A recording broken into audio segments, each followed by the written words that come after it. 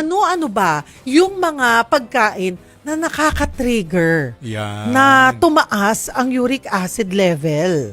Mayroon tayong listahan. Ipapakita natin in the form of a picture po. Direct, ipakita nga natin. Yung picture ng number 4. Yan.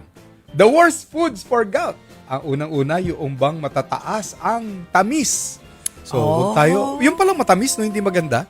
Kahit na hindi lang sa diabetes, kundi pati sa uric acid. Sa kanan, makikita nyo yung too much alcoholic drinks also. So, hindi porke beer yan, na isipin nyo, mababa lang ang alcohol niyan. Eventually, pwede rin po yung mag-cause ng mataas na uric acid. Of course, ito pong pagkain ng ulo, ng hipon, yun pong taba ng alimango, yun pong masasarap kasama na rin po rin yung tahong. Mataas din sa uric acid yon. So, kumbaga, in moderation.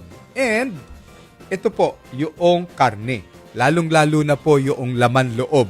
Gaya ng atay, balon-balunan, isaw, yung intestines.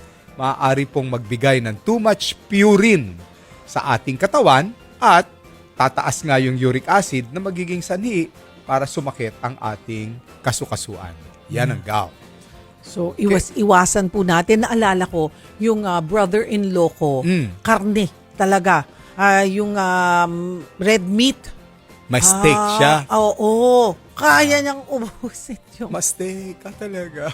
Kaya niya talaga ubusin. So, magte-trigger talaga. Oo. Kaya talagang tinitiis na lang niya ngayon kasi talagang pag umatake, and he's only on his 30s, ha? Bata pa. Oo, bata pa. Okay. Pero yung mga binanggit niyo po na pagkain gaya nga ng red meat at ilang seafood, so talaga bang bawal or meron namang limitasyon lang? May limitasyon. In moderation. Alam nyo, ang maling pagkakamali pa.